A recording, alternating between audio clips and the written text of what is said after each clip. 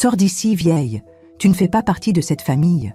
C'est ce que ma belle-fille Emma a hurlé devant tout le monde, le jour de la remise de diplôme de mon petit-fils Valentin. Tous ont ri.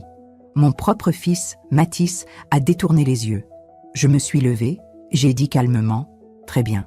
Et je suis partie. Le lendemain matin, à 8 heures précises, le téléphone d'Emma a sonné.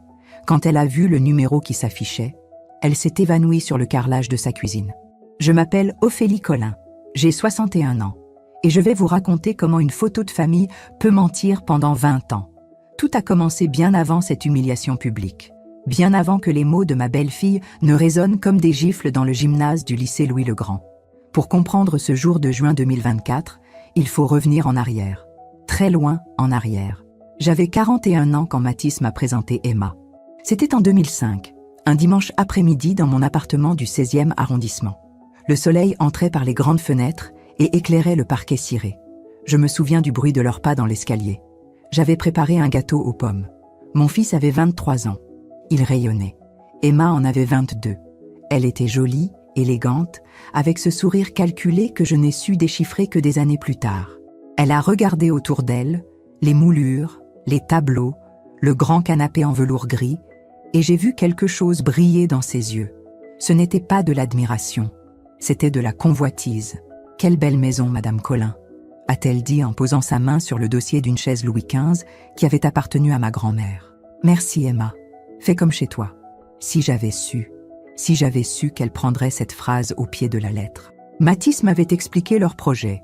Se marier, fonder une famille. Il travaillait comme ingénieur dans une start-up prometteuse. Emma venait de terminer ses études en communication. Il cherchait un appartement, mais Paris était cher. Trop cher pour deux jeunes qui débutaient. « Maman, est-ce qu'on pourrait habiter chez toi quelques mois, le temps de mettre de l'argent de côté ?» J'avais souri. J'avais dit oui, parce que c'était mon fils, parce que j'avais de la place, parce que je pensais que l'amour d'une mère était inconditionnel. Quelques mois, avait-il dit. Quelques mois se sont transformés en 20 ans. Ils se sont mariés en septembre 2005, une petite cérémonie à la mairie du 6e, suivie d'un déjeuner dans un restaurant discret près du jardin du Luxembourg. Emma portait une robe blanche toute simple. Elle m'a embrassée sur les deux joues et m'a appelée maman pour la première fois. J'ai senti mes yeux se mouiller. Sur la photo de ce jour-là, celle que j'ai gardée dans un cadre argenté sur la commode de ma chambre, on nous voit tous les quatre. Moi, Mathis, Emma et mon ex-mari Pierre, qui était venu pour l'occasion malgré notre divorce 10 ans plus tôt. Nous sourions. Nous avons l'air d'une vraie famille. Cette photo, elle m'a accompagnée pendant toutes ces années. Je la regardais chaque matin en me réveillant, chaque soir avant de me coucher. Elle était la preuve que j'avais réussi quelque chose. Élever un bon garçon, avoir une belle fille, maintenir l'harmonie. Mais une photo ne parle pas. Une photo ne dit pas ce qui se passe derrière les sourires. Les premiers mois ont été acceptables. Emma et Mathis occupèrent la grande chambre du fond, celle qui donnait sur la cour intérieure. Ils payaient une petite participation pour les courses. Emma cuisinait parfois. Nous dînions ensemble. Elle me posait des questions sur mon travail. J'étais alors directrice administrative dans un cabinet d'architecte et semblait s'intéresser à ma vie. Puis Valentin est né, en mars 2007. Un beau bébé aux yeux clairs, aux joues rondes. Je suis devenue grand-mère à 43 ans. J'étais folle de joie. Je me levais la nuit pour le bercer quand Emma était fatiguée. Je changeais ses couches. Je chantonnais de vieilles berceuses que ma propre mère m'avait apprises. Emma me laissait faire. Elle me souriait. Elle me disait « Merci, maman. Je ne sais pas ce que je ferais sans vous. » Je pensais que nous étions une famille, une vraie. Mais petit à petit, quelque chose a changé. Rien de brutal. Juste un glissement, une distance qui s'installe, des portes qui se ferment un peu plus vite, des conversations qui s'arrêtent quand j'entre dans une pièce. Emma a commencé à redécorer. Pour que Valentin se sente chez lui, disait-elle. Elle a changé les rideaux du salon, puis les coussins, puis elle a voulu repeindre la cuisine. J'ai dit oui, toujours oui, parce que je ne voulais pas de conflit, parce que je pensais que c'était normal qu'une jeune mère veuille marquer son territoire. Mathis ne disait rien. Il travaillait beaucoup. Il rentrait tard. Il embrassait son fils, dînait en silence et disparaissait dans sa chambre. Les années ont passé. Valentin a grandi. Il m'appelait Mamie Ophélie. Il venait se blottir contre moi le soir pour écouter des histoires. Il aimait que je lui lise des contes. Il riait quand je faisais des voix différentes pour chaque personnage. Emma me regardait faire avec un sourire étrange, comme si elle attendait quelque chose, comme si elle observait. En 2012, j'ai pris ma retraite anticipée. J'avais 50 ans. J'avais économisé, investi. J'avais acheté cette maison, oui, cette maison du 16e où nous vivions tous, des années auparavant, avec mon héritage et mes économies. Elle était à mon nom, entièrement à mon nom. Les papiers étaient dans un coffre à la banque. Mathis le savait, Pierre le savait. Mais Emma ne posait jamais de questions sur ces détails-là. Elle vivait ici comme si c'était sa maison. Elle recevait ses amis pour le thé. Elle parlait de notre salon, notre cuisine, notre terrasse. Elle avait même fait installer une nouvelle cuisine équipée en 2014 et quand j'avais demandé qui allait payer, elle avait ri. « Mais maman, c'est pour nous tous, non ?» Mathis avait sorti sa carte bancaire.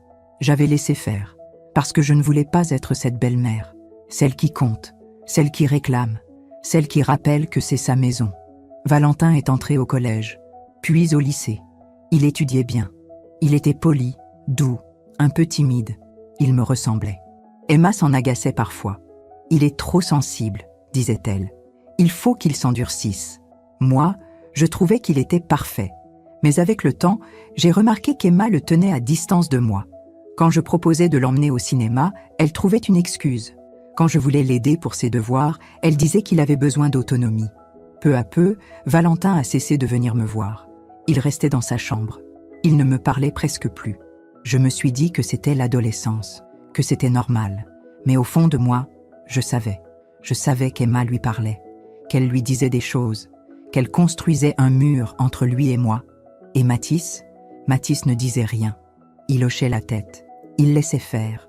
En 2020, pendant la pandémie, nous étions tous confinés ensemble, pendant des mois, dans cette maison qui rétrécissait chaque jour un peu plus.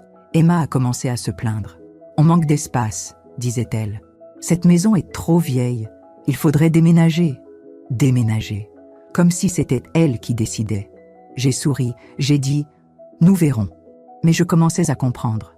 Elle ne me voyait plus comme la propriétaire. Elle me voyait comme l'invitée, la vieille dame qui habitait chez eux. Un soir, je les ai entendus parler dans leur chambre. La porte était entr'ouverte. La voix d'Emma, sifflante et impatiente. « Combien de temps encore, Mathis?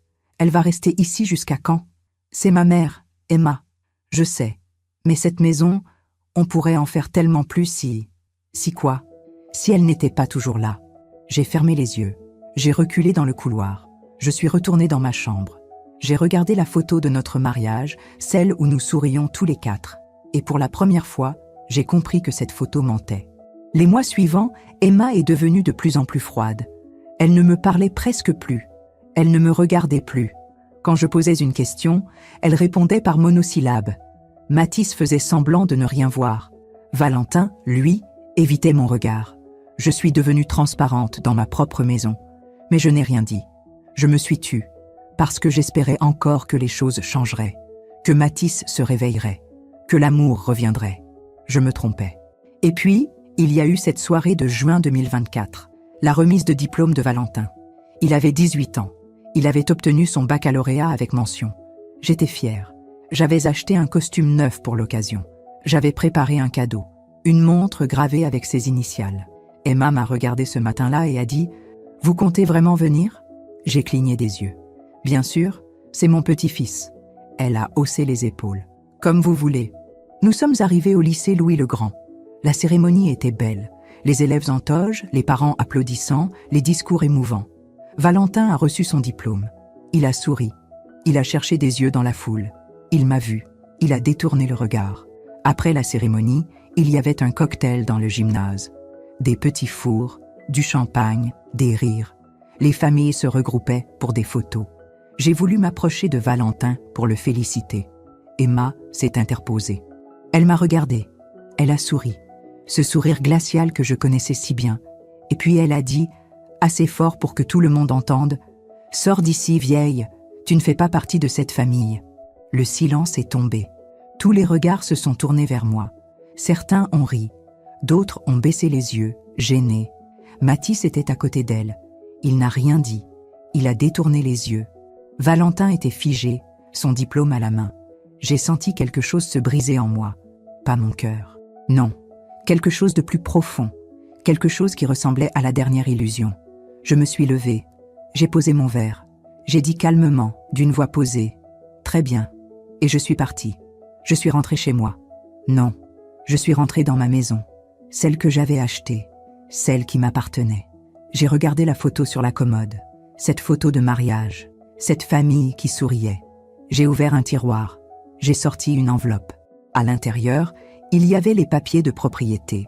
Mon nom, Ophélie Collin. Propriétaire unique. J'ai pris mon téléphone. J'ai composé un numéro. Maître Dubois, c'est Ophélie Collin. J'ai besoin de vous. Demain matin, 8 heures. Parfois, on fait confiance à ceux qui ne la méritent pas. Et vous, avez-vous déjà été déçu par quelqu'un que vous aimiez? Racontez-moi votre histoire dans les commentaires. J'aimerais vous lire. Cette nuit-là, je n'ai pas dormi. Je suis restée assise dans mon lit, la photo de famille posée sur mes genoux.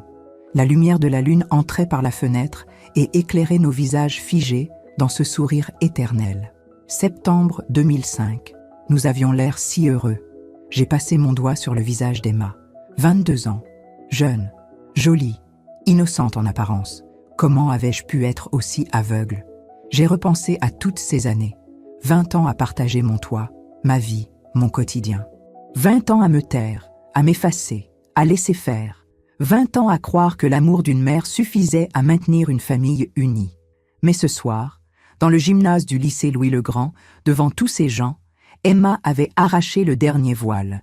Elle avait dit tout haut ce qu'elle pensait tout bas depuis des années. « Tu ne fais pas partie de cette famille. » Cette phrase tournait en boucle dans ma tête. Chaque mot résonnait comme un coup de marteau. Je ne faisais pas partie de cette famille. Moi, la mère, la grand-mère, la propriétaire de cette maison. J'ai souri dans le noir, un sourire amer. Elle allait comprendre, très bientôt. Le lendemain matin, je me suis réveillée à 6 heures. J'avais à peine fermé l'œil, mais j'étais étrangement calme, lucide, comme si une brume s'était levée après des années de confusion. Je me suis habillée avec soin. Un tailleur bleu marine, des escarpins noirs. J'ai attaché mes cheveux en chignon. Je me suis regardée dans le miroir de ma chambre. 61 ans, des rides au coin des yeux, des cheveux gris que je ne teignais plus depuis longtemps, mais un regard clair, déterminé. « Ophélie », me suis-je dit à voix basse. « Il est temps. » J'ai pris mon sac à main. J'ai glissé l'enveloppe contenant les papiers de propriété à l'intérieur. J'ai jeté un dernier coup d'œil à la photo sur la commode. Puis je suis sortie de ma chambre. Dans le couloir, tout était silencieux. La maison dormait encore. Emma et Mathis ne se levaient jamais avant 8 heures. Valentin était sans doute dans sa chambre, écouteurs sur les oreilles, comme d'habitude. Je suis passée devant leur porte close. J'ai entendu le léger ronflement de Mathis. Rien d'Emma. J'ai descendu l'escalier sans faire de bruit. Dans le salon, tout était en ordre. Les coussins qu'Emma avait choisis, les rideaux qu'elle avait fait installer, la table basse qu'elle avait achetée sans me demander mon avis. Tout était à elle. Tout, sauf les murs. J'ai traversé le hall d'entrée. Sur le mur, il y avait d'autres photos. Valentin à différents âges, Mathis et Emma en voyage. Une photo de Noël 2019 où nous étions tous réunis devant le sapin. Je me suis arrêtée devant cette dernière. On me voyait au bout du canapé, un peu en retrait, presque effacée. Emma était au centre, souriante, radieuse. Mathis avait le bras autour de ses épaules. Valentin, 12 ans à l'époque, était assis par terre, son regard déjà distant.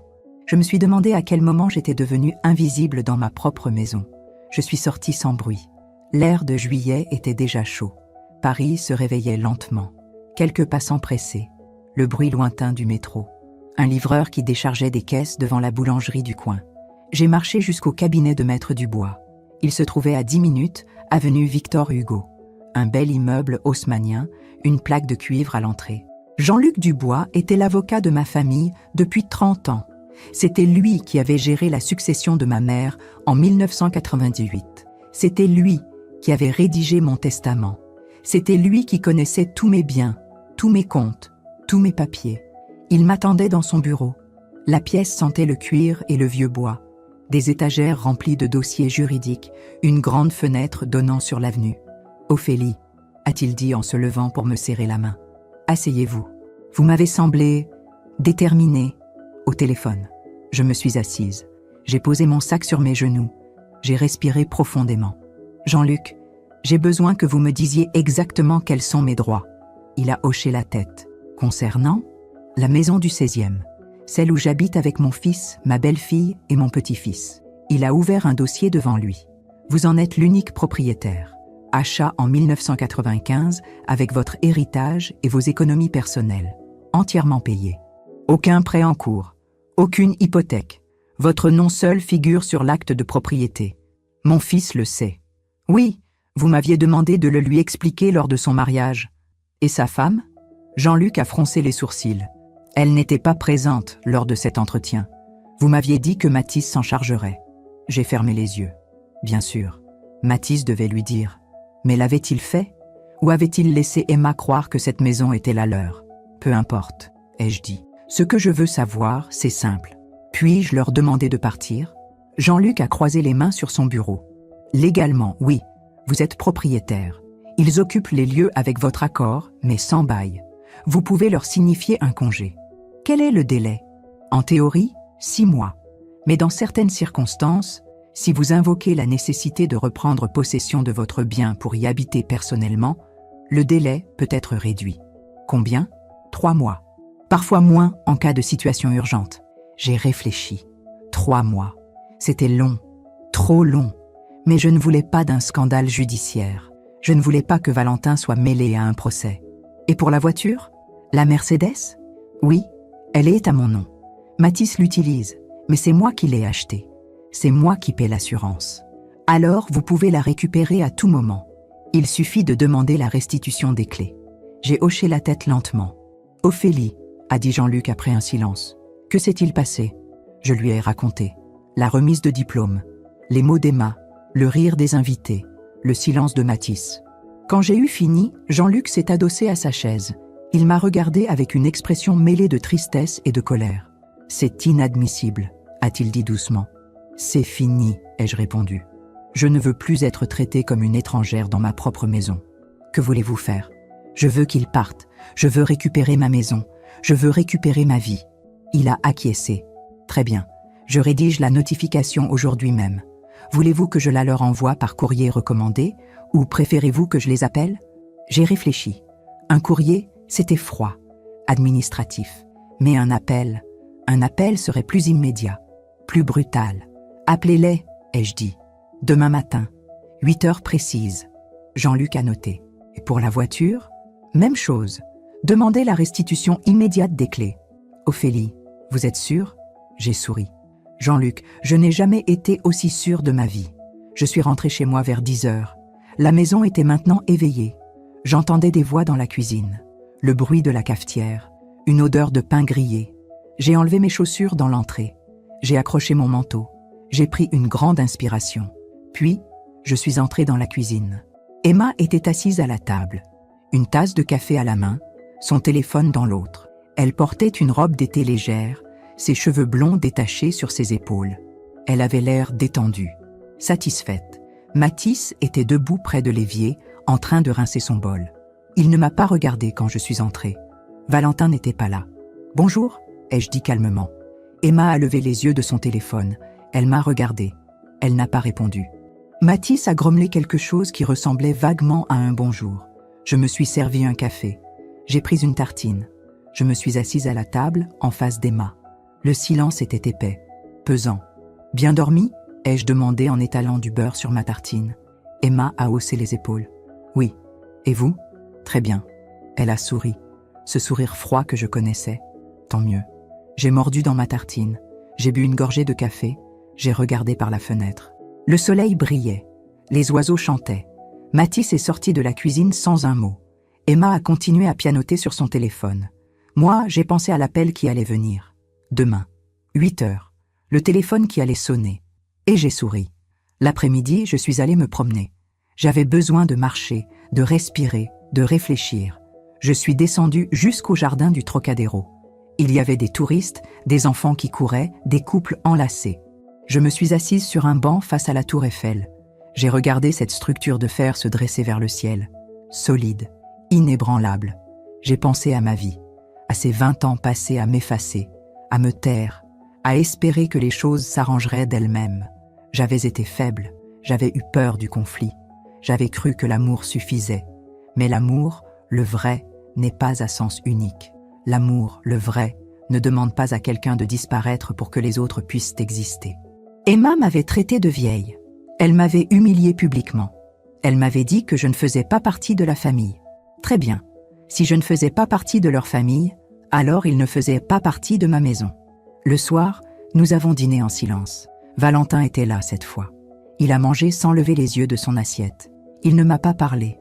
Il ne m'a pas regardé.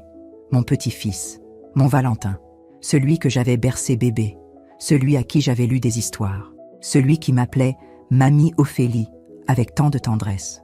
Aujourd'hui, il me fuyait, parce qu'Emma avait construit ce mur entre nous, pierre après pierre, année après année. Je ne lui en voulais pas. Il n'avait que 18 ans. Il ne comprenait pas. Pas encore. Un jour, peut-être, il comprendrait. Après le dîner, je suis montée dans ma chambre. J'ai fermé la porte. J'ai regardé la photo de notre mariage, celle où nous sourions tous les quatre. J'ai ouvert le tiroir de ma commode. J'ai sorti une autre photo. Une vieille photo en noir et blanc. Ma mère, ma grand-mère, moi, petite fille, assise entre elles deux. 3 générations de femmes, fortes, dignes, indépendantes. Ma grand-mère avait survécu à la guerre.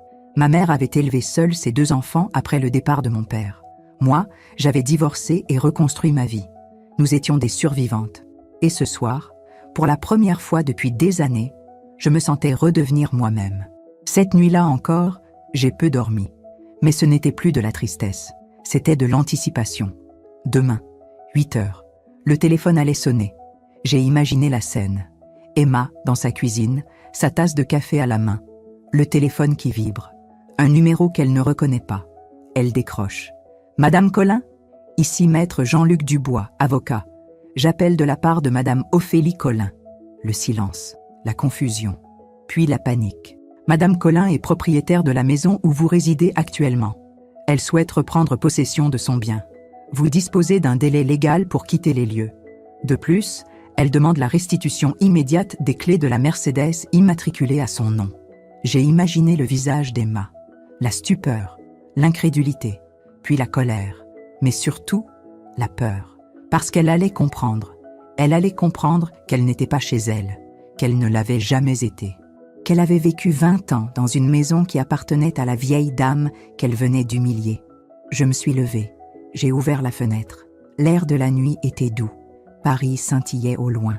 J'ai pensé à ma grand-mère, à ce qu'elle m'avait dit des années auparavant, quelques semaines avant sa mort. « Ophélie, ma chérie, n'oublie jamais. Une femme digne ne mendie jamais le respect. Elle le commande. Et si on refuse de le lui donner, elle part, simplement. Dignement. Et elle laisse les autres se débrouiller avec le vide qu'elle laisse derrière elle. J'avais 16 ans. Je n'avais pas vraiment compris. Aujourd'hui, à 61 ans, je comprenais. Je ne mendiais plus le respect. Je ne suppliais plus l'amour. Je ne m'excusais plus d'exister. Je reprenais ce qui était à moi. Et demain matin, Emma allait découvrir ce que signifiait vraiment le mot « conséquence ». Pendant que je raconte tout cela, je me demande d'où vous m'écoutez. Écrivez le nom de votre ville en commentaire. J'aimerais savoir où se trouvent celles et ceux qui comprennent ce que je traverse. Le lendemain matin, je me suis réveillée à 6h30. Mon cœur battait vite, mais pas de peur. C'était autre chose. Une sorte d'excitation calme, comme avant un examen important dont on connaît déjà toutes les réponses. Je me suis habillée simplement. Un pantalon beige, un chemisier blanc. J'ai attaché mes cheveux. J'ai mis mes boucles d'oreilles en perles, celle que ma mère m'avait offerte pour mes 40 ans. Dans le miroir, j'ai vu une femme différente de celle d'avant-hier. Pas plus jeune, pas plus belle, mais plus présente, plus solide. Je suis descendue à la cuisine. Il était 7h15. La maison était encore silencieuse. J'ai préparé du café. J'ai fait griller du pain. J'ai sorti le beurre et la confiture de fraises maison que j'avais préparée en juin. Ces gestes simples, quotidiens, prenaient aujourd'hui une saveur particulière. C'était peut-être l'un de mes derniers petits déjeuners dans cette cuisine avec eux. J'ai regardé autour de moi. Les placards qu'Emma avait fait repeindre en 2015, le carrelage qu'elle avait choisi en 2018, la table en bois massif qu'elle avait achetée chez un antiquaire en 2020, pendant le confinement, avec l'argent de Matisse. Tout portait sa marque. Tout, sauf le titre de propriété. À 7h45, j'ai entendu des pas à l'étage. Emma se levait. Elle avait cette habitude de prendre sa douche en premier, puis de descendre vers 8h pour son café. J'ai regardé l'horloge murale. 7h52. Dans 8 minutes, le téléphone d'Emma allait sonner. Je me suis servi une deuxième tasse de café. J'ai pris une tartine. Je me suis assise à ma place habituelle, celle près de la fenêtre qui donnait sur le petit jardin intérieur. Les oiseaux chantaient. Un merle sautillait sur la pelouse. Le soleil de juillet entrait par la baie vitrée. Tout était calme, paisible. 7h58. J'ai entendu Emma descendre l'escalier. Ses pas légers sur les marches. Elle fredonnait quelque chose. Un air que je ne reconnaissais pas. Elle est entrée dans la cuisine. Elle portait une robe d'été jaune pâle. Ses cheveux encore humides étaient retenus par une pince. Elle sentait son parfum habituel, quelque chose de fleuri et sucré. Elle ne m'a pas saluée. Elle s'est dirigée directement vers la machine à café. « Bonjour Emma », ai-je dit calmement. Elle a grommelé quelque chose d'inaudible. 7h59. Mon cœur battait maintenant très vite, mais mes mains étaient stables. Mon visage était calme. Emma a pris sa tasse. Elle a ouvert le réfrigérateur. Elle a sorti le lait. 8h. Le téléphone d'Emma a vibré sur le plan de travail. Elle a jeté un coup d'œil à l'écran. J'ai vu son front se plisser légèrement. Elle ne reconnaissait pas le numéro. Elle a décroché. « Allô ?» J'ai continué à manger ma tartine. J'ai pris une gorgée de café. J'ai regardé le merle dans le jardin. « Oui, c'est moi », a dit Emma. Un silence. « Pardon ? Qui êtes-vous » Sa voix avait changé. Elle n'était plus agacée. Elle était prudente. « Maître Dubois ? Je ne… » Un autre silence, plus long. J'ai vu Emma se raidir. Sa main libre s'est crispée sur le bord du plan de travail. « Quoi ?» Sa voix était montée d'un ton. « Mais de quoi parlez-vous ? Cette maison ?» Elle s'est tournée vers moi. Ses yeux se sont élargis. Elle m'a regardée comme si elle me voyait pour la première fois. « Non, non, ce n'est pas possible. » J'ai soutenu son regard. J'ai pris une autre bouchée de ma tartine. Lentement, calmement. « Elle ne peut pas. Vous ne pouvez pas. » La voix au téléphone continuait. Je n'entendais pas les mots de Jean-Luc, mais je les connaissais par cœur. Je les avais imaginés 100 fois pendant la nuit. Madame Collin est propriétaire unique de cette maison. Elle souhaite reprendre possession de son bien. Vous disposez d'un délai de 3 mois pour quitter les lieux. Emma est devenue très pâle. 3 mois ? Mais nous habitons ici depuis 20 ans, oui, avec l'accord de Madame Collin. Mais cet accord peut être révoqué à tout moment. C'est absurde, c'est… Emma s'est tue brusquement. Elle écoutait. Son visage passait du blanc au rouge. La voiture aussi ? La Mercedes est au nom de Madame Ophélie Collin. Elle en est propriétaire. Elle demande la restitution immédiate des clés. Mais mon mari ? Votre mari n'est pas propriétaire du véhicule. Madame Collin demande que les clés lui soient remises avant midi aujourd'hui. Emma a raccroché brutalement. Elle a laissé tomber le téléphone sur le plan de travail. Elle respirait vite, comme si elle venait de courir. Elle m'a regardée, vraiment regardée. « C'est vous », a-t-elle dit. Sa voix tremblait. « C'est vous qui avez fait ça. » J'ai fini ma tartine. J'ai bu la dernière gorgée de mon café. J'ai posé ma tasse doucement sur la table. « Oui », ai-je dit simplement. « Vous ne pouvez pas faire ça ? Je peux, et je le fais. Mais cette maison, nous habitons ici depuis des années. 20 ans, ai-je corrigé, avec mon accord. Mais hier soir, au lycée Louis-le-Grand, vous m'avez dit que je ne faisais pas partie de cette famille. » Emma a ouvert la bouche. Elle l'a refermée. Alors j'ai compris. Ai-je continué calmement. « Si je ne fais pas partie de votre famille, vous ne faites pas partie de ma maison. Vous êtes folle. Non, je suis propriétaire. Matisse ne vous laissera jamais faire ça. Matisse le sait depuis le début. Je lui ai expliqué en 2005, avant votre mariage, que cette maison m'appartenait, que je vous la prêtais. Apparemment, il a oublié de te le dire. » Emma a reculé d'un pas. Son dos a heurté le réfrigérateur. « Vous mentez. Les papiers sont chez mon avocat. Acte de propriété à mon nom. Achat en 1995. Payé intégralement. Aucun prêt, aucune hypothèque. Mais nous avons tout refait, La cuisine, les peintures, les meubles. Avec votre argent, sur ma propriété. Emma a porté la main à sa bouche. Elle a fermé les yeux. Vous ne pouvez pas nous mettre dehors comme ça. Je ne vous mets pas dehors. Je reprends ce qui est à moi. Vous avez 3 mois, c'est plus que généreux. Et la voiture? Elle est à mon nom. Je paie l'assurance. Je l'ai achetée. Les clés. Avant midi. Emma a attrapé son téléphone. Ses mains tremblaient. Elle a composé un numéro. Elle est sortie de la cuisine en parlant très vite. Mathis, Mathis, il faut que tu rentres. Maintenant. Ta mère est devenue folle. Je suis restée seule dans la cuisine. J'ai rangé mon bol dans le lave-vaisselle. J'ai essuyé la table. J'ai arrosé les plantes sur le rebord de la fenêtre. Tout était calme à nouveau. Le merle avait disparu. Le soleil brillait toujours. Je me suis assise. J'ai fermé les yeux. J'ai respiré profondément. C'était fait. Mathis est arrivé 20 minutes plus tard. J'ai entendu la porte d'entrée claquer. Des voix dans le hall. Emma qui parlait très vite, d'une voix aiguë et paniquée. Mathis qui répondait par monosyllabes. Puis des pas dans le couloir. Ils sont entrés dans la cuisine tous les deux. Emma avait les yeux rouges. Mathis avait l'air fatigué. Il portait encore son costume de travail. Il ne s'était même pas changé. Il m'a regardé. Pendant un long moment, nous sommes restés ainsi, face à face, mère et fils, sans parler. « Maman », a-t-il dit finalement. « Et qu'est-ce que c'est que cette histoire ?»« Quelle histoire, Mathis ? Emma dit que tu veux nous expulser. »« Je ne vous expulse pas. Je reprends ma maison. »« C'est la même chose. »« Non, ce n'est pas la même chose. Vous êtes ici depuis 20 ans parce que je vous ai hébergé. Par amour, par générosité. Mais hier, ta femme m'a humilié publiquement. » Mathis a baissé les yeux. Elle m'a dit que je ne faisais pas partie de cette famille. Ai-je continué. Devant des dizaines de personnes. Tu étais là, Mathis. Tu as entendu. Et tu n'as rien dit. Maman? Non. Laisse-moi finir. Pendant 20 ans, je me suis effacée. Je me suis tue.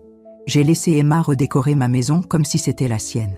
J'ai laissé passer les remarques, les regards, les silences. J'ai essayé de garder la paix. Mais il y a une limite à tout. On peut en discuter. On peut arranger ça. Il n'y a rien à arranger. Ma décision est prise. Emma s'est avancée. Vous ne pouvez pas faire ça. Nous avons un enfant. Valentin va perdre sa maison. Valentin a 18 ans. Il est majeur.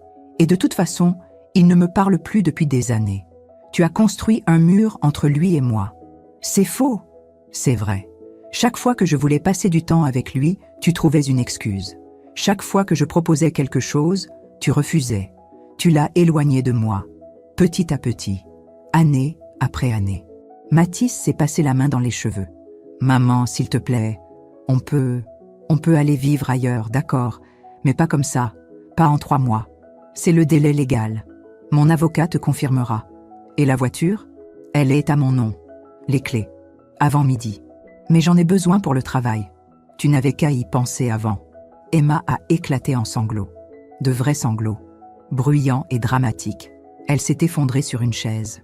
« Je ne peux pas croire que vous fassiez ça », a-t-elle hoqueté. « Après tout ce qu'on a fait pour vous ?» J'ai souri. Un sourire triste. « Tout ce que vous avez fait pour moi ? Vraiment, Emma ? Dis-moi, qu'avez-vous fait pour moi ?» Elle m'a regardé, les yeux pleins de larmes. « Nous vivons avec vous. Nous sommes là. Vous vivez dans ma maison. Gratuitement. Vous mangez ma nourriture. Vous utilisez mes meubles. Vous conduisez ma voiture.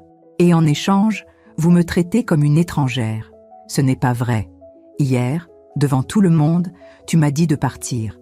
Tu m'as appelée vieille. Tu m'as dit que je ne faisais pas partie de cette famille. Emma s'est tue. Alors voilà. Si je ne fais pas partie de ta famille, tu ne fais pas partie de ma maison. Ils sont restés encore 1 heure. Emma pleurait. Mathis argumentait. Il essayait de négocier. Un délai plus long.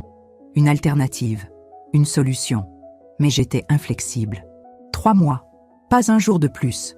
Et les clés de la Mercedes. Avant midi. Finalement, Mathis a sorti les clés de sa poche. Il les a posées sur la table. Avec violence. Avec colère. Voilà. T'es contente ? Oui. Il m'a regardée. Et pour la première fois depuis très longtemps, j'ai vu quelque chose dans ses yeux. Pas de la tendresse, pas de l'amour, mais du respect. Peut-être même un peu de peur. Il avait compris. J'étais sérieuse. Ils sont partis. Emma montait l'escalier en pleurant. Mathis la suivait, les épaules basses. Je suis restée seule dans la cuisine.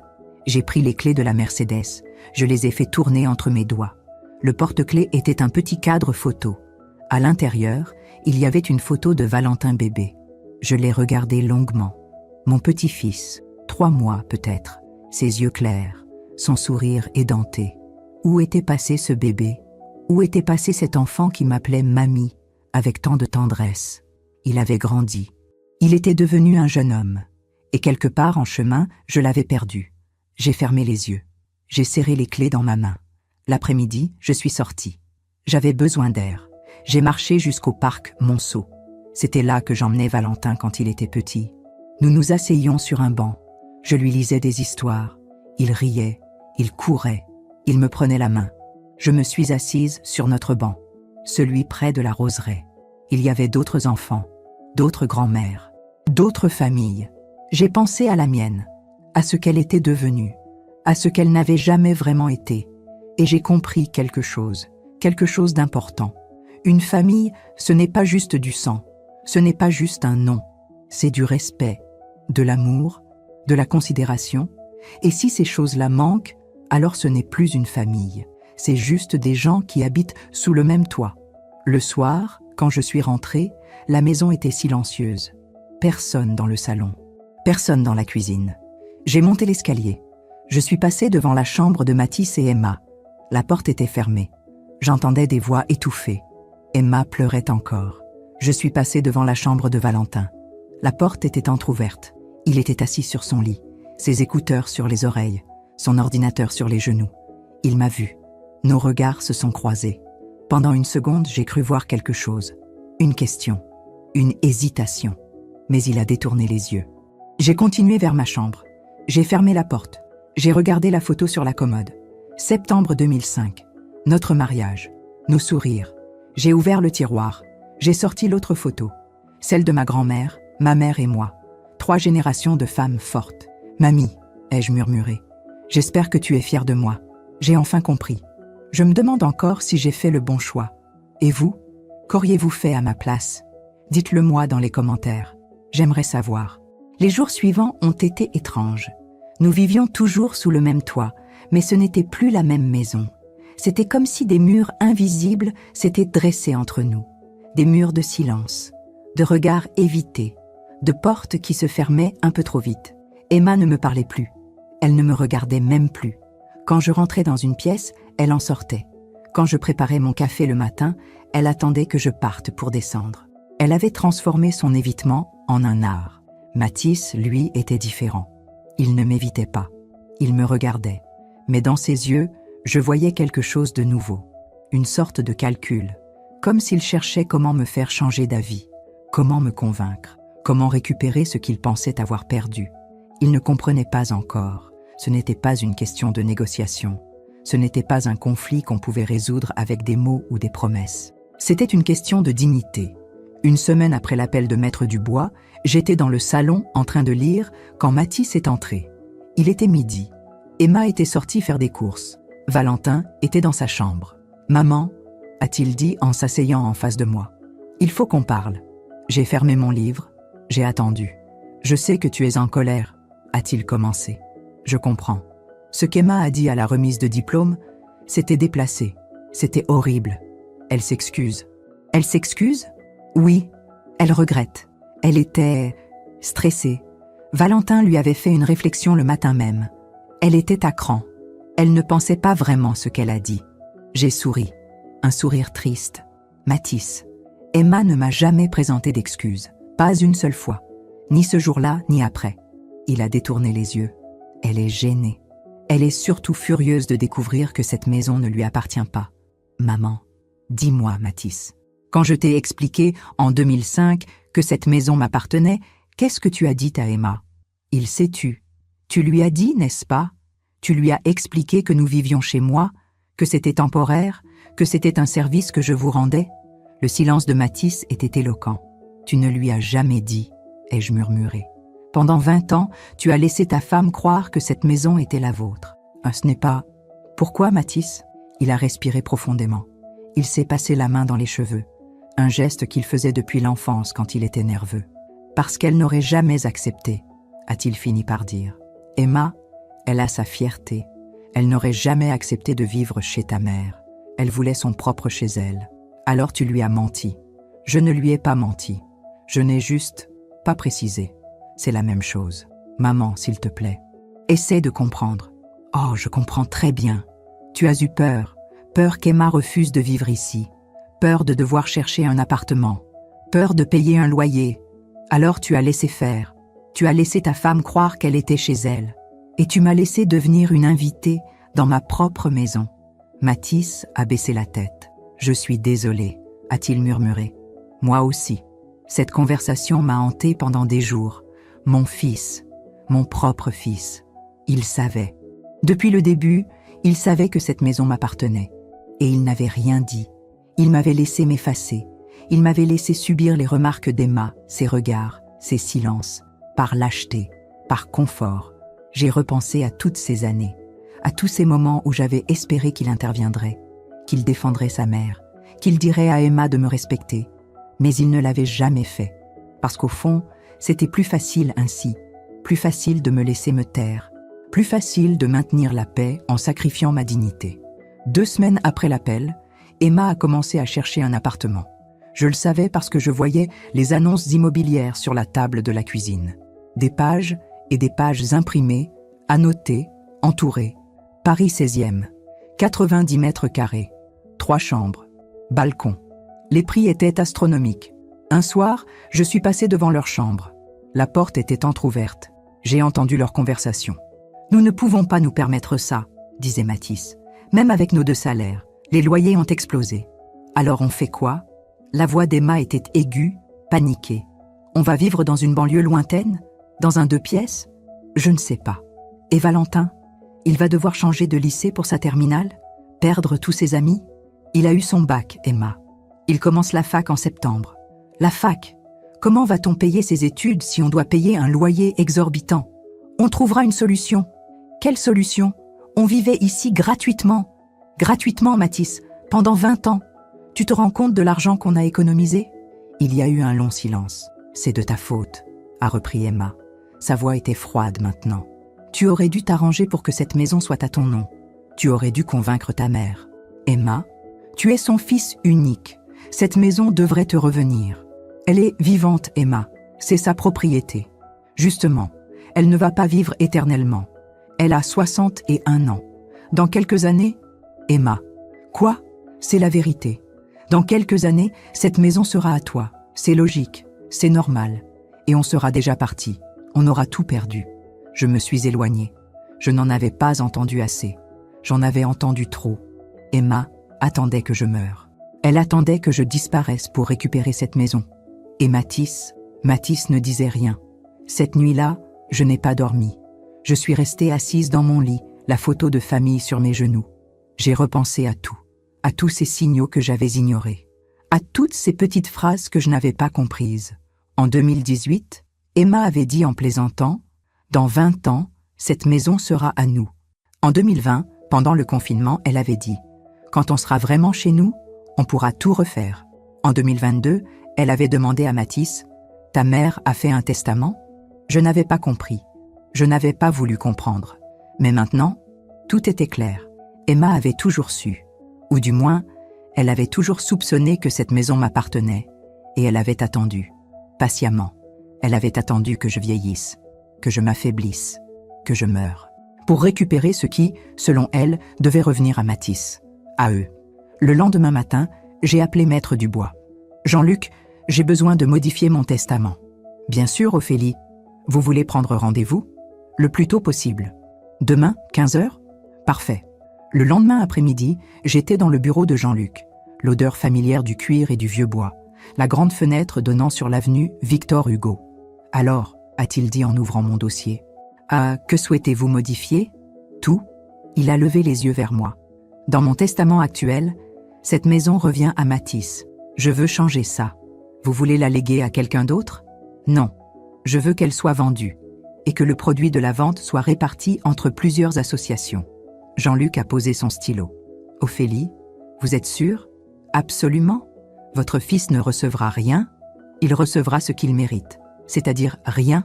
C'est une décision grave. Je le sais. Jean-Luc m'a regardé longuement. Puis, il a hoché la tête. Très bien. Quelles associations ? J'avais préparé une liste. Des associations pour les femmes victimes de violences domestiques. Des associations pour les personnes âgées isolées. Des associations pour l'alphabétisation. Jean-Luc a tout noté. Ce testament prend effet immédiatement, a-t-il dit. L'ancien est annulé. Parfait. Voulez-vous en informer votre fils ? Non, il le découvrira, le moment venu. En rentrant chez moi, je me sentais plus légère, comme si j'avais posé un fardeau que je portais depuis trop longtemps. Emma attendait que je meure pour récupérer cette maison ? Très bien, elle pouvait attendre. Mais quand ce jour viendrait, elle serait déçue.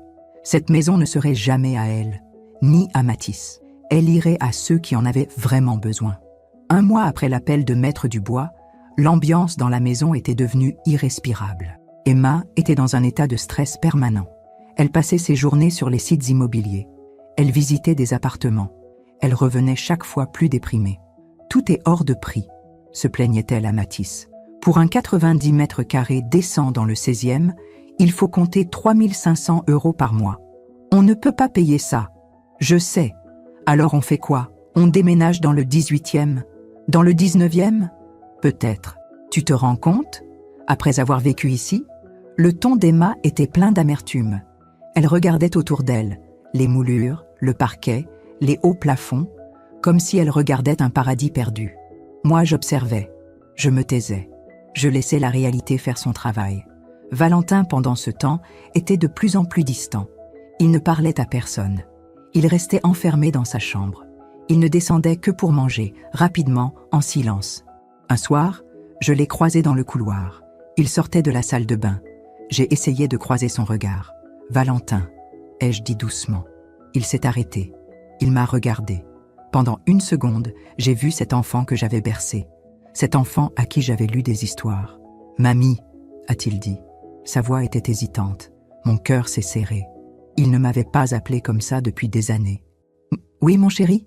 Est-ce que c'est vrai, ce que maman dit ? Que tu nous chasses ?» J'ai respiré profondément. « Valentin, cette maison m'appartient. Je l'ai achetée il y a très longtemps. J'ai hébergé tes parents pendant 20 ans, gratuitement, par amour. Mais ta mère m'a manqué de respect, publiquement. Et ton père n'a rien dit. Il a baissé les yeux. « Je sais », a-t-il murmuré. « Tu sais, j'étais là, à la remise de diplôme. J'ai entendu ce qu'elle a dit. Et j'ai eu honte. Ces mots, ces simples mots, ils m'ont brisé le cœur et l'ont réparé en même temps. Valentin, mais c'est ma mère, je ne peux pas être contre elle. Je ne te demande pas d'être contre elle. Je te demande juste de comprendre. » Il a hoché la tête. Il avait les larmes aux yeux. « Je comprends, mamie. Je comprends. » Il est rentré dans sa chambre. La porte s'est refermée. Je suis restée seule dans le couloir, les larmes coulant sur mes joues. Les semaines passaient. Août est arrivé. La chaleur étouffante de Paris. Les fenêtres ouvertes. Le bruit de la ville qui montait. Emma avait trouvé un appartement. Dans le 17e. 85 mètres carrés. 3 200 € par mois. Pas de balcon. Pas de parquet ancien. Pas de moulure. « On le prend », avait-elle dit à Mathis. « On n'a pas le choix. » Ils avaient signé le bail. Ils devaient emménager fin septembre. J'avais tenu ma parole. 3 mois. Pas un jour de moins. Pas un jour de plus. Un soir de fin août, j'étais dans le jardin. Le merle était revenu. Il chantait dans le petit cerisier que j'avais planté en 2002, l'année où ma mère était morte. J'ai pensé à elle, à ma grand-mère, à toutes ces femmes qui m'avaient précédée. Elles avaient eu raison. La dignité ne se mendie pas, elle se commande. Et quand on refuse de vous la donner, on part, simplement, dignement. Sauf que cette fois, ce n'était pas moi qui partais. C'était eux. Parfois, les gens nous prennent pour acquis. Ils pensent qu'on sera toujours là, qu'on acceptera toujours tout. Et vous, avez-vous déjà dû poser des limites avec votre famille ? Racontez-moi. Septembre est arrivé avec ses premières pluies. Les feuilles du cerisier commençaient à jaunir. Dans 3 semaines, Emma et Mathis déménageraient. La maison était remplie de cartons, partout. Dans le salon, dans le couloir, dans leur chambre. Emma emballait ses affaires avec une rage silencieuse. Chaque objet qu'elle mettait dans une boîte semblait être une accusation. Mathis, lui, était résigné. Il ne parlait presque plus. Il allait au travail. Il rentrait. Il aidait Emma à emballer. Il se couchait. Moi, je continuais ma vie. Je lisais. Je me promenais. J'arrosais mes plantes. Je regardais la maison se vider lentement de leur présence. Un samedi matin, début septembre, j'étais dans la cuisine quand j'ai entendu sonner à la porte. Des voix inconnues. Des pas lourds dans l'escalier. Les déménageurs étaient venus chercher les premiers meubles. Emma avait organisé un déménagement progressif. D'abord les gros meubles, puis les cartons. Enfin, le jour du départ final, le reste. J'ai regardé par la fenêtre du salon. Il sortait le grand lit de Mathis et Emma, le canapé qu'elle avait acheté en 2016, la table du salon qu'elle avait fait venir d'un antiquaire en 2020. Emma supervisait tout. Elle criait des instructions. « Attention, c'est fragile, faites attention au parquet. » Le parquet. Mon parquet. J'ai souri malgré moi. Le soir même, Mathis est venu me voir.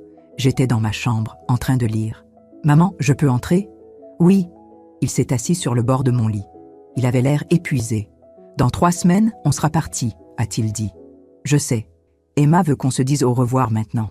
Elle dit qu'elle ne veut plus te voir après. » J'ai fermé mon livre. « Et toi? Qu'est-ce que tu veux ?» Il a regardé ses mains. « Je ne sais pas. Tu es ma mère. Mais Emma, elle est ma femme. Tu as fait ton choix il y a 20 ans, Mathis. Ce n'est pas si simple. Si, c'est exactement ça. Tu as choisi le confort, la facilité. Tu as choisi de me laisser m'effacer pour que ta femme soit heureuse. Ce n'est pas juste? Non. Ce qui n'est pas juste, c'est ce que vous m'avez fait subir pendant 20 ans. » Il s'est levé. Il est parti sans un mot. 2 jours plus tard, j'ai reçu un appel de mon ancien voisin, Monsieur Legrand. Il avait 82 ans. Nous nous connaissions depuis 1995, depuis que j'avais emménagé. « Ophélie, ma chère, j'ai entendu dire que votre fils déménageait? »« Oui, Marcel. »« Et vous? Vous restez? »« Bien sûr, c'est ma maison. »« Ah, très bien. Ma femme et moi, nous étions inquiets. Nous pensions que vous partiez aussi. »« Non, je reste. Tant mieux. Vous savez, nous vous avons toujours admiré. Une femme seule qui élève son fils, qui réussit professionnellement, qui achète sa propre maison. Vous êtes un exemple. » Ces mots m'ont touché plus que je ne l'aurais cru. « Merci, Marcel. Et votre belle-fille, comment va-t-elle? » J'ai hésité. « Elle va bien. Elle déménage. »« Ah, bon débarras alors. »« Pardon? Ophélie, pardonnez-moi ma franchise. Mais cette femme vous a manqué de respect pendant des années. Nous l'avons vu. Les voisins. Nous avons vu comment elle vous traitait. Comment elle parlait de vous. J'étais sous le choc. Je ne savais pas que... Vous êtes une femme discrète. Vous ne vous plaignez jamais. Mais nous avions des yeux et des oreilles. Après avoir raccroché, je suis restée assise longtemps. Les voisins savaient. Ils avaient vu. Ils m'avaient respectée, en silence. J'avais passé 20 ans à croire que j'étais seule. Mais je ne l'étais pas. Le 15 septembre, j'ai trouvé Valentin assis dans le jardin. Il regardait le cerisier. Il avait l'air perdu. Je me suis assise à côté de lui. « Tu vas me manquer », a-t-il dit sans me regarder. Mon cœur s'est serré. « Toi aussi, mon chéri. Maman dit que tu ne veux plus nous voir. Ce n'est pas vrai. C'est elle qui a décidé ça, pas moi. Mais la maison, Valentin, cette maison m'appartient. J'ai le droit de la récupérer. Ta mère m'a humiliée. Ton père n'a rien fait. J'ai choisi ma dignité. » Il a hoché la tête lentement. « Je comprends, mais ça fait mal quand même. Je sais. » Il m'a regardé enfin.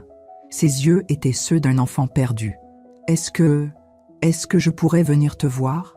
Quand ils seront partis ?» Les larmes me sont montées aux yeux. « Bien sûr, toujours. Tu seras toujours le bienvenu ici. C'est ta grand-mère que tu viens voir, pas la propriétaire d'une maison. » Il a souri. Un petit sourire triste. « D'accord. » Le 28 septembre, le camion de déménagement est arrivé pour la dernière fois. Emma et Mathis chargèrent les derniers cartons. Valentin les aidait en silence. J'étais dans ma chambre. Je regardais par la fenêtre. Je ne voulais pas descendre. Je ne voulais pas de scène. Je voulais juste que ça finisse. À 16 heures, j'ai entendu la porte d'entrée se fermer. Puis le silence. Je suis descendue. La maison était vide. Enfin, vide d'eux. Le salon avait retrouvé son espace. La cuisine était calme. Le couloir résonnait différemment. J'ai marché de pièce en pièce. Leur chambre était vide. Plus de lit, Plus de meubles, juste les murs et le parquet. La chambre de Valentin était vide aussi. Il ne restait rien de lui. Pas une photo, pas un souvenir. Je suis redescendue.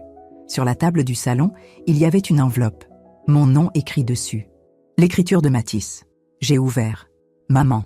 Je ne sais pas quoi dire. Je suis désolée que les choses aient fini comme ça. Emma refuse de te parler. Valentin est triste. Moi aussi. Peut-être qu'un jour, on pourra... Je ne sais pas. Mathis. Aucune excuse réelle. Aucune reconnaissance. Juste des regrets vagues. J'ai replié la lettre. Je l'ai posée sur la table. Puis je suis allée dans le jardin. Le soleil se couchait. Le merle chantait dans le cerisier. J'ai respiré profondément. Pour la première fois depuis 20 ans, j'étais seule chez moi. Et j'étais libre. Avez-vous déjà dû choisir entre l'amour familial et votre propre dignité? Comment avez-vous traversé ça? Les premiers jours après leur départ ont été étranges. La maison était trop grande, trop silencieuse. Mes pas résonnaient différemment sur le parquet. Chaque pièce semblait attendre quelque chose. Mais ce n'était pas une tristesse. C'était plutôt un ajustement. Comme après avoir porté des chaussures trop serrées pendant des années et retrouvé enfin la liberté de marcher pieds nus. J'ai commencé à redécouvrir ma maison. J'ai ouvert les fenêtres de leur ancienne chambre. J'ai laissé entrer l'air et la lumière. J'ai enlevé les rideaux sombres qu'Emma avait installés en 2017. La pièce respirait à nouveau. Dans le salon, j'ai replacé le vieux fauteuil de ma grand-mère que j'avais relégué au grenier en 2010 parce qu'Emma le trouvait démodé. Je me suis assise dedans. Le velours bleu était un peu usé, mais il était confortable. Il sentait les souvenirs. Une semaine après leur départ, j'ai invité Marcel et son épouse Simone à prendre le thé. Ils sont arrivés avec un bouquet de roses de leur jardin. « Ophélie, comme c'est bon de vous voir rayonnante », a dit Simone en m'embrassant. Nous nous sommes installés dans le salon. J'avais préparé des madeleines. Nous avons parlé de tout et de rien. Du quartier, des saisons. Des petits riens qui font une vie. Alors, comment vous sentez-vous? A fini par demander Marcel. Libre, ai-je répondu simplement. Simone a hoché la tête. Nous sommes tellement contents pour vous. Vous méritez cette paix. Vous savez, pendant des années, j'ai cru que je devais tout accepter, que c'était mon rôle de mère. Le rôle d'une mère, c'est d'aimer, pas de disparaître, a dit Simone doucement. Ces mots ont résonné en moi longtemps après leur départ. Octobre est arrivé avec ses couleurs d'automne. J'ai repris mes anciennes habitudes, mes promenades au parc Monceau, mes visites au musée Jacques-Marandré le jeudi après-midi, mes lectures au café de la place Victor Hugo. Un mardi matin, mon téléphone a sonné. Un numéro inconnu. « Allô? Mamie? C'est Valentin. » Mon cœur s'est accéléré. « Valentin, comment vas-tu? »« Bien. Enfin, ça va. Le nouvel appartement est petit. Maman est toujours en colère. Papa travaille tout le temps. Et toi, la fac? C'est bien. J'étudie l'histoire à la Sorbonne. Comme tu voulais. Je suis fière de toi. » Un silence. Puis, « Mamie, est-ce que je peux venir te voir? Samedi? » Les larmes me sont montées aux yeux. « Bien sûr. Quand tu veux. C'est ta maison aussi. » Le samedi, Valentin est arrivé vers 14h. Il avait l'air plus grand, plus mûr, mais ses yeux étaient les mêmes, ceux de l'enfant que j'avais connu. Nous nous sommes assis dans le jardin. J'avais préparé son goûter préféré, du pain perdu avec de la cannelle. « Maman ne sait pas que je suis ici, » a-t-il dit en mangeant. « Tu n'as pas à te justifier, tu as 18 ans, tu es libre. » Elle m'a dit que si je venais te voir, je la trahissais. « Et qu'en penses-tu » Il a regardé le cerisier. « Je pense qu'elle a tort. Tu es ma grand-mère, j'ai le droit de te voir. » Nous avons parlé pendant des heures, de ses études, de ses projets, de ses doutes. Il m'a raconté la fac, ses nouveaux amis, ses cours d'histoire médiévale. « Mamie, je voulais te dire, ce jour-là, à la remise de diplôme, j'ai eu honte, tellement honte. Je sais, tu me l'as déjà dit, mais je n'ai rien fait. Je suis restée là, comme papa. Tu avais 18 ans. Tu ne pouvais pas. J'aurais dû. Je lui ai pris la main. Valentin, tu es là maintenant. C'est tout ce qui compte. Novembre est venu. Valentin venait me voir chaque samedi. Nous avions retrouvé notre complicité. Il me racontait sa vie. Je l'écoutais. Nous déjeunions ensemble. Nous nous promenions. Emma ne savait toujours pas, ou elle faisait semblant de ne pas savoir. Mathis, lui, avait appelé une fois. Une conversation brève, gênée. « Maman, comment vas-tu ? Bien, et toi ? Ça va. Le travail, l'appartement, c'est différent. Je comprends. Valentin te voit. Oui. Emma n'est pas contente.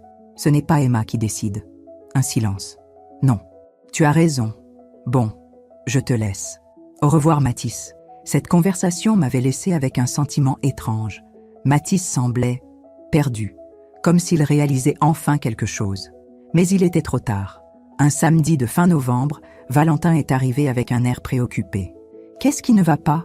Maman a trouvé un texto que tu m'avais envoyé. Elle sait que je viens ici. » Et elle a fait une crise. Elle a dit que je devais choisir, elle ou toi. Mon cœur s'est serré. Qu'as-tu répondu ? Il m'a regardé droit dans les yeux. J'ai dit que je ne choisissais pas, que tu étais ma grand-mère, que j'avais le droit de te voir, que si elle ne l'acceptait pas, tant pis. Je l'ai serré dans mes bras. Mon petit-fils, mon Valentin. Il avait grandi. Je suis tellement fière de toi, ai-je murmuré. Décembre est arrivé. Les premiers froids, les illuminations de Noël dans les rues, les vitrines décorées. J'ai décoré la maison pour la première fois depuis des années. Un petit sapin dans le salon, des bougies, des guirlandes lumineuses. Valentin est venu m'aider. C'est beau, mamie. C'est la première fois que je décore comme je veux. Avant, Emma choisissait tout.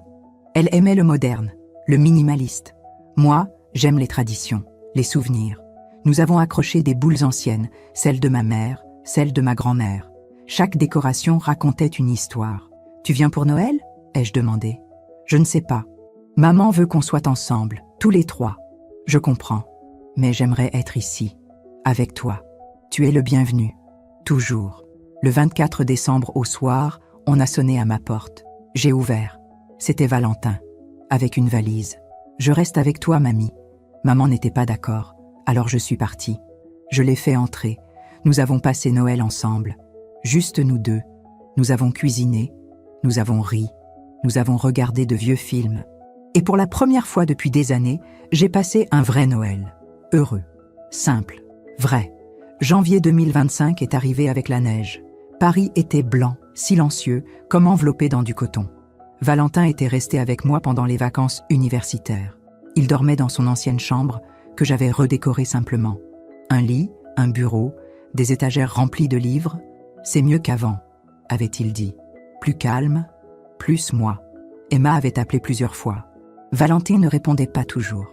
Quand il le faisait, les conversations étaient brèves, tendues. « Maman, je vais bien. Tu rentres quand ? Je ne sais pas. Ton père veut te parler. Dis-lui qu'il peut m'appeler lui-même. » Mais Mathis n'appelait jamais. Un matin de mi-janvier, Valentin est descendu avec une enveloppe à la main. « Mamie, j'ai reçu ça hier. C'était une lettre d'Emma. Longue, écrite à la main. Valentin, tu me manques. La maison est vide, sans toi. Ton père travaille encore plus qu'avant. Nous avons des difficultés financières. Le loyer est trop cher. J'ai dû arrêter mon travail à mi-temps pour faire des économies sur la garde. Je me suis arrêtée de lire. Quelle garde, Valentin ? Tu as 18 ans. Elle invente. Elle veut me culpabiliser. Ça marche ? Il a secoué la tête. Non, plus maintenant. J'ai compris. Elle a passé des années à me monter contre toi. À me dire que tu étais distante, froide, que tu ne nous aimais pas vraiment. Et tu l'as cru. Oui, j'étais enfant, puis adolescent. Je croyais ma mère. Et maintenant ? Maintenant, je vois qui tu es vraiment. Et je vois qui elle est. Fin janvier, j'ai reçu un appel inattendu. C'était Pierre, mon ex-mari. Nous ne nous étions pas parlé depuis plus de 5 ans. Ophélie, j'ai appris pour Mathis et Emma. Comment ? Mathis m'a appelé. Il m'a raconté. Il voulait, je ne sais pas, des conseils, du soutien, et je lui ai dit qu'il avait fait son lit, qu'il devait s'y coucher. J'ai souri malgré moi. Tu as toujours été directe. Ophélie, je veux que tu saches, j'aurais dû te soutenir davantage quand nous étions mariés. Tu as élevé Mathis presque seul. Tu as tout fait, et regarde comment il te traite. C'est du passé, Pierre. Peut-être, mais je voulais te le dire quand même. Tu mérites mieux.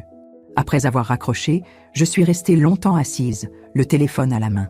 Même Pierre, qui m'avait quittée en 1995 pour une autre femme, reconnaissait ce que Mathis refusait de voir. Février a apporté le dégel. Et avec lui, une nouvelle tempête. Emma s'est présentée à ma porte un jeudi après-midi. Sans prévenir. Je l'ai vue par la fenêtre avant d'ouvrir. Elle avait maigri. Elle avait l'air fatiguée. J'ai hésité. Puis j'ai ouvert. Emma, Ophélie, il faut qu'on parle. Je l'ai fait entrer. Nous nous sommes assises dans le salon. Le fauteuil de ma grand-mère entre nous, comme une frontière. Valentin refuse de rentrer, a-t-elle commencé. Sa voix tremblait. C'est mon fils. J'ai le droit de le voir. Il a 18 ans. Il fait ce qu'il veut. Vous l'avez monté contre moi. Non, tu as fait ça toute seule. Emma a serré les poings. J'ai fait des erreurs. Je le sais. Ce que j'ai dit à la remise de diplôme, c'était horrible. J'étais stressée. Valentin avait été désagréable ce matin-là. J'étais à bout. Tu as dit ce que tu pensais vraiment. Non. Enfin, peut-être. Je ne sais plus. Elle a baissé la tête. Des larmes coulaient sur ses joues. Nous sommes ruinés, Ophélie. Le loyer nous étouffe. Les charges, les courses. Tout est trop cher. Mathis fait des heures supplémentaires. Moi, je cherche du travail, mais... Et j'ai besoin d'aide. Je l'ai regardée. Cette femme qui m'avait humiliée. Qui m'avait traitée comme une étrangère pendant 20 ans. Qui avait attendu ma mort pour récupérer ma maison. Elle était là, devant moi, à demander de l'aide. Quelle aide, Emma? De l'argent, un prêt. Juste pour quelques mois. Le temps qu'on se stabilise. J'ai souri. Un sourire triste. Non, s'il vous plaît. Pour Valentin. Valentin est ici, avec moi. Il ne manque de rien. Mais Mathis est adulte. Il a fait ses choix. Emma s'est levée brusquement. Vous êtes cruel. Vous vous vengez. Je ne me venge pas. Je protège ma paix. Votre paix. Et notre famille. Quelle famille, Emma? Celle où tu me disais que je n'en faisais pas partie? Elle est partie en claquant la porte. Le soir, j'ai raconté la visite à Valentin. Elle est venue te demander de l'argent? Oui. Et tu as refusé? Oui. Il a hoché la tête lentement. Tu as bien fait. Elle n'a jamais su gérer. Elle dépensait sans compter quand vous viviez ici gratuitement. Maintenant, elle découvre la réalité. Tu n'es pas triste pour eux? Si, pour papa, pas pour elle. Elle récolte ce qu'elle a semé. Ces mots, dans la bouche de mon petit-fils, m'ont à la fois soulagé et attristé. Mars est arrivé. Les premières fleurs dans le jardin. Le cerisier bourgeonnait. La vie reprenait. Valentin a décidé de rester vivre avec moi. Officiellement, il a changé son adresse. Il payait une petite participation pour les courses, même si je lui disais que ce n'était pas nécessaire. Si, mamie, je suis adulte, je contribue. Nous avions trouvé un équilibre. Il étudiait, je lisais. Nous dînions ensemble, nous parlions, nous riions. Un soir, il m'a dit « Tu sais, mamie, je comprends maintenant. » Quoi donc? Pourquoi tu as fait ce que tu as fait? Tu ne nous as pas chassés. Tu as récupéré ta dignité. J'ai senti les larmes monter. Merci, mon chéri. Merci de comprendre. Avril 2025 a été un mois de transformation. J'ai commencé à redécorer vraiment la maison. Pas pour effacer Emma et Mathis, mais pour retrouver qui j'étais avant qu'ils n'arrivent. J'ai repeint le salon dans ce beige doux que j'aimais en 1995. J'ai ressorti les tableaux de ma mère du grenier. J'ai acheté de nouvelles plantes pour le jardin. Des roses anciennes, des pivoines, des lavandes. Valentin m'aidait. Nous passions les week-ends à peindre, à planter, à réorganiser. « C'est vraiment ta maison maintenant », disait-il en souriant. C'était toujours ma maison. Mais maintenant, elle me ressemble à nouveau. Un samedi matin, Mathis a appelé. C'était la première fois depuis février. « Maman, je peux venir te voir? Quand? Maintenant? Si tu es libre ?» J'ai hésité. Puis j'ai accepté. Il est arrivé 1 heure plus tard. Il avait vieilli, des cernes sous les yeux, des cheveux gris aux tempes. Il n'avait que 43 ans, mais il en paraissait 10 de plus.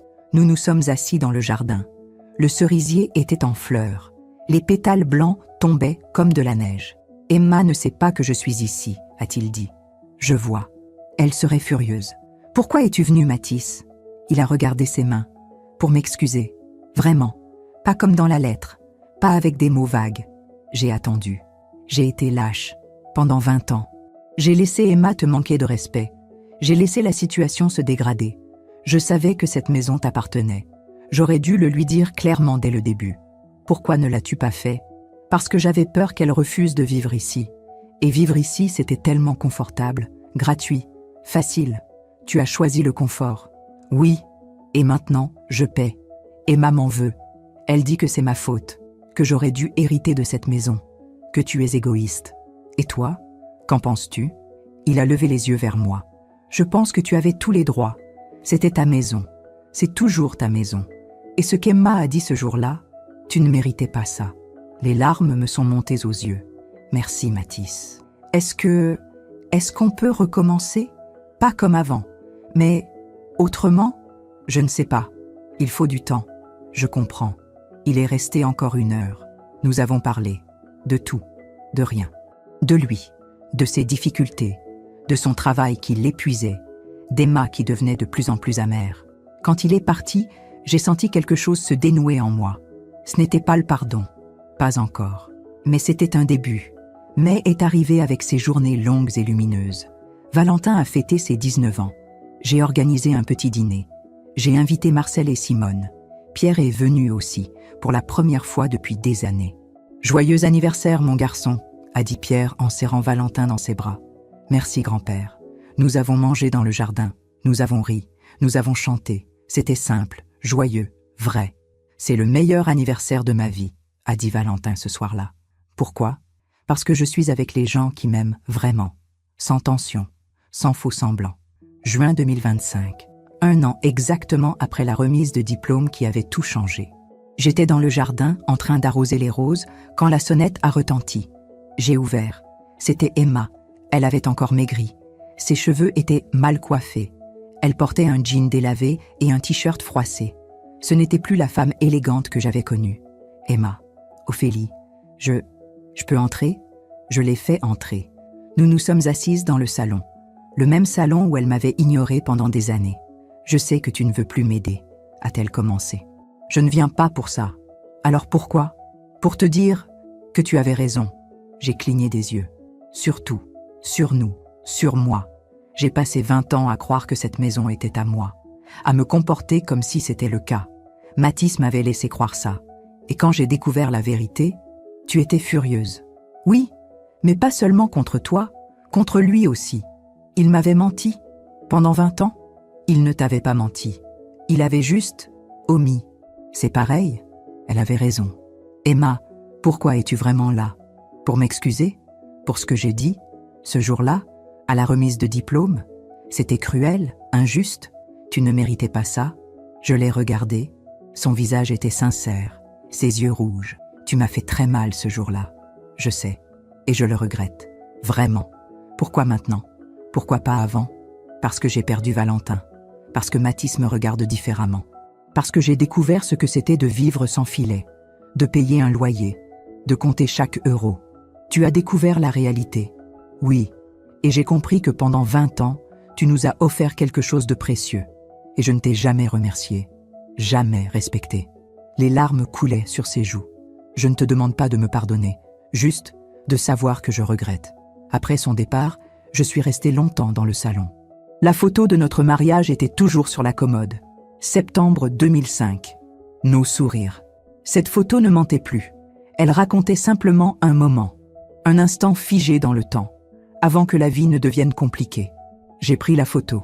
Je l'ai regardée une dernière fois. Puis je l'ai rangée dans un tiroir. Il était temps de vivre au présent. Juillet 2025. 1 an exactement depuis ce matin où j'avais repris ma dignité. J'étais dans le jardin, assise sur le banc sous le cerisier. Valentin étudiait à l'intérieur. La chaleur de l'été entrait par les fenêtres ouvertes. Les oiseaux chantaient.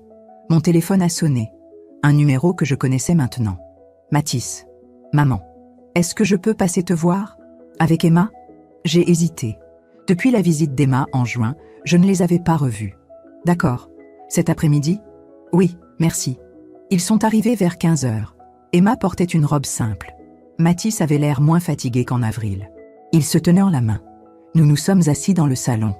Valentin était sorti, discrètement. « Maman » a commencé Mathis. « Nous voulions te dire quelque chose. » « Je vous écoute. » Emma a pris la parole. Sa voix était calme, posée. « Nous avons vendu la Mercedes. » Je l'ai regardée, surprise. « La Mercedes que j'ai récupérée ? » Non. Celle que Mathis a achetée en mars. Une occasion. Nous l'avons vendue. Nous avons quitté l'appartement du 17e. Trop cher. Où habitez-vous maintenant ? Dans le 19e. Un 3 pièces. 70 mètres carrés. 1800 € par mois. Mathis a continué. J'ai changé de travail. Moins de stress. Moins d'heures. Un peu moins de salaire aussi, mais plus de temps. Et moi, a ajouté Emma, j'ai trouvé un poste à mi-temps dans une bibliothèque municipale. Ce n'est pas grand-chose, mais ça aide. Et surtout, a dit Mathis, nous avons commencé une thérapie de couple. Je les ai regardés tous les deux, quelque chose avait changé. Ils avaient l'air plus vrais, plus humbles. Nous voulions te remercier, a dit Emma doucement. Me remercier? Oui. En nous mettant dehors, tu nous as obligés à grandir, à affronter la réalité. Pendant 20 ans, nous avons vécu dans une bulle, sans loyer, sans vraie responsabilité. Nous pensions que c'était normal, a ajouté Mathis. Nous ne mesurions pas la chance que nous avions. Emma a baissé les yeux. J'ai été horrible avec toi, pendant des années. Et ce jour-là, à la remise de diplôme, c'était impardonnable. Tu t'es déjà excusée? Oui, mais aujourd'hui, je comprends vraiment. La vie nous a rattrapés, le loyer, les factures, le stress. J'ai découvert ce que c'était de vraiment se battre. Elle a levé les yeux vers moi. Des larmes brillaient. Et j'ai découvert aussi que toi, tu avais fait tout ça, toute seule, après ton divorce, en élevant Mathis, en achetant cette maison, en construisant ta vie.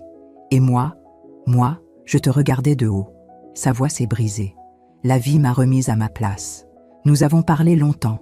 Ils m'ont raconté leurs difficultés, mais aussi leurs découvertes. Emma avait renoué avec d'anciennes amies. Mathis passait plus de temps à la maison.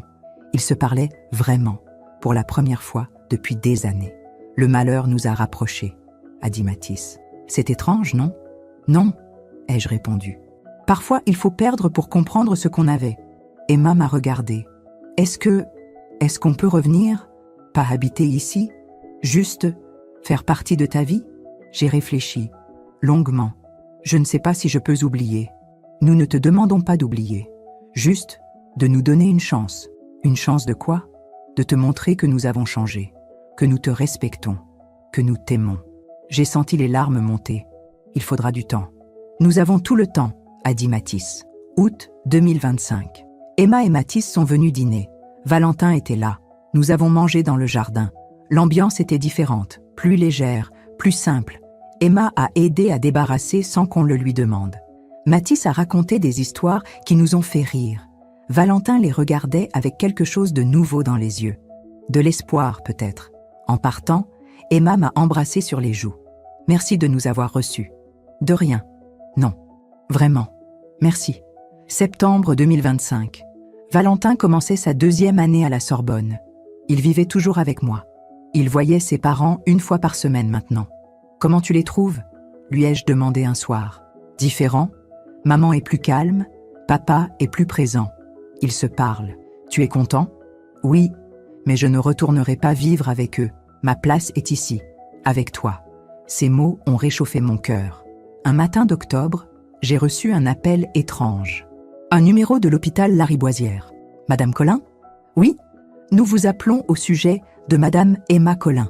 Elle vous a désigné comme contact d'urgence. Mon sang s'est glacé. Que s'est-il passé? Un accident de vélo. Rien de grave. Une jambe cassée. Mais elle est seule. Son mari est en déplacement professionnel. Pouvez-vous venir? J'arrive. Emma était dans une chambre au 3e étage. Elle avait la jambe dans le plâtre. Elle pleurait. Ophélie, je suis désolée. Je ne savais pas qui appeler. Mathis est à Lyon jusqu'à demain. Valentin à Court. Et mes amis. C'est bon, je suis là. Je me suis assise à côté d'elle. Je lui ai tenu la main. J'ai eu si peur, a-t-elle murmuré. Un taxi ne m'a pas vue. J'ai freiné. Je suis tombée. Tu vas guérir. Je sais. Mais dans l'ambulance, j'ai pensé, si quelque chose m'était arrivé de grave, qui aurait été là? Qui aurait vraiment été là? Elle m'a regardée. Et c'est ton nom qui m'est venu. Toi, celle que j'ai traitée le plus mal. Emma. Non. Laisse-moi dire. Tu es quelqu'un de bien. Tu as toujours été quelqu'un de bien. Et moi, j'ai mis 20 ans à le voir. Je suis restée avec elle jusqu'au soir. Mathis est arrivé en train, directement de Lyon. Quand il m'a vue, il m'a serrée dans ses bras. Merci maman. Merci d'être venue. C'est normal. Non.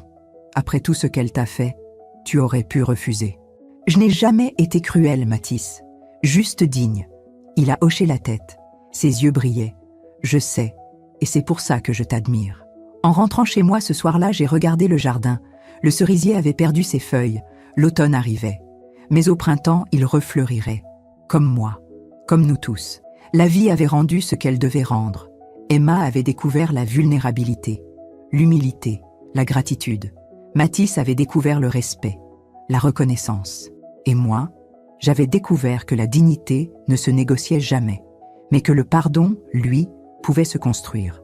Lentement, prudemment, un jour à la fois. Décembre 2025. 1 an et demi depuis ce jour de juin 2024 où tout avait basculé. J'étais assise dans le salon, une tasse de thé à la main, regardant les flocons tomber doucement sur Paris. Le sapin de Noël brillait dans le coin de la pièce. Valentin avait accroché les vieilles décorations de ma grand-mère avec soin. Emma avait retrouvé l'usage de sa jambe. Elle boitait encore légèrement, mais les médecins disaient que ça passerait. Elle et Mathis venaient dîner une fois par mois maintenant. Pas plus, nous respections les distances. Nous reconstruisions. Lentement. La sonnette a retenti. C'était Marcel et Simone avec un gâteau aux pommes. Joyeux Noël, Ophélie. Entrez, mes amis. Nous nous sommes installés près du feu. Valentin est descendu. Il étudiait dans sa chambre. Alors, a dit Simone en me regardant avec tendresse, comment te sens-tu ? J'ai réfléchi. Comment me sentais-je vraiment ? En paix, ai-je répondu. Pour la première fois depuis très longtemps. Le 24 décembre, Mathis et Emma sont venus. Emma m'a apporté des fleurs. Mathis a apporté du vin. Ce n'est pas grand-chose, a dit Emma. Mais nous voulions... C'est parfait, merci. Nous avons dîné simplement. Valentin racontait ses examens. Mathis parlait de son nouveau travail. Emma était silencieuse, mais elle souriait. Un vrai sourire. À la fin du repas, elle s'est levée. « Ophélie, j'ai quelque chose pour toi. » Elle m'a tendu une enveloppe. J'ai ouvert. C'était une photo. Celle de notre mariage en 2005, celle que j'avais rangée dans le tiroir. Comment ? Mathis me l'a donnée. Je l'ai fait encadrer à nouveau. Mais différemment. J'ai regardé. Le cadre était simple, en bois clair. Et en bas, Emma avait fait graver quelque chose. Septembre 2005. Là où tout a commencé. Avec gratitude. Emma. Les larmes me sont montées aux yeux. Tu n'étais pas obligée. Si, c'était important. Cette photo, elle représente un moment où tu nous as ouvert ta porte, où tu nous as fait confiance. Je veux m'en souvenir. Après leur départ, Valentin et moi sommes restés dans le salon. Il a regardé la photo sur la commode. Elle a changé, tu sais. Je sais. Tu lui as pardonné ? Je ne sais pas si c'est du pardon. C'est de l'acceptation. Elle a fait des erreurs. Elle les reconnaît. Elle essaie de réparer. C'est tout ce qu'on peut demander. Et toi, tu regrettes d'avoir tout fait basculer ? J'ai regardé mon petit-fils, cet homme de 19 ans qui était devenu mon compagnon, mon ami. Non, jamais. Ce jour-là, à la remise de diplôme, j'ai compris quelque chose de fondamental. Quoi ? Qu'on ne peut pas vivre dans l'ombre. Qu'on ne peut pas s'effacer pour faire plaisir aux autres. Qu'il faut parfois tout perdre pour se retrouver. Le lendemain, jour de Noël, nous avons reçu une lettre de Maître Dubois. Chère Ophélie, je vous écris pour vous informer qu'un changement a été apporté au cadastre. Votre maison a été officiellement réévaluée et sa valeur patrimoniale reconnue. Je vous joins les nouveaux documents. Cordialement, Jean-Luc Dubois. J'ai souri. Ma maison, celle que j'avais achetée en 1995. Celle que j'avais défendue en 2024. Celle qui resterait mienne jusqu'au bout. Et quand ce jour viendrait, elle irait à ceux qui en avaient vraiment besoin. Emma le savait maintenant. Mathis aussi. Il l'avait accepté. Janvier 2026 touchait à sa fin. J'avais 61 ans. Valentin vivait avec moi. Emma et Mathis reconstruisaient leur vie. Marcel et Simone étaient mes amis fidèles. Un après-midi, assise sous le cerisier malgré le froid, j'ai repensé à tout. À ces 20 ans d'effacement. À ce jour de juin 2024, où Emma avait crié ces mots terribles. À l'appel de Maître Dubois le lendemain. À leur départ. À leurs difficultés, à leur retour, différents, humbles. La vie avait fait son travail. Elle avait rendu ce qu'elle devait rendre. Emma avait perdu son confort. Elle avait découvert la précarité, l'angoisse, la vulnérabilité. Elle avait compris ce que c'était de se battre pour survivre. Mathis avait perdu sa facilité. Il avait découvert le poids des responsabilités, le prix du silence, le coût de la lâcheté. Et moi ? J'avais retrouvé ma dignité, ma maison, ma paix, Mais surtout, j'avais retrouvé Valentin. Et j'avais appris quelque chose que ma grand-mère m'avait enseigné il y a si longtemps. Une femme digne ne mendie jamais le respect. Elle le commande. Et quand on refuse de le lui donner, elle part. Ou elle reprend ce qui est à elle, simplement, dignement. Si mon histoire aide ne serait-ce qu'une femme à ouvrir les yeux, à poser des limites, à choisir sa dignité plutôt que la paix à tout prix, alors tout cela aura eu un sens. Parfois, dire non est le plus grand acte d'amour qu'on puisse se donner. Parfois, récupérer ce qui est à nous est la seule façon de survivre. Et parfois, laisser les autres affronter les conséquences de leurs actes est la plus belle leçon qu'on puisse leur offrir. La vie finit toujours par rendre ce qu'on lui donne. Merci de m'avoir écouté jusqu'au bout. Si cette histoire a touché votre cœur, abonnez-vous et activez la cloche pour entendre d'autres femmes qui ont transformé la douleur en sagesse. Chaque jour, une femme, une leçon de vie. Partagez cette histoire avec quelqu'un que vous aimez. Parfois, une histoire change toute une journée. Que Dieu vous bénisse et à très bientôt.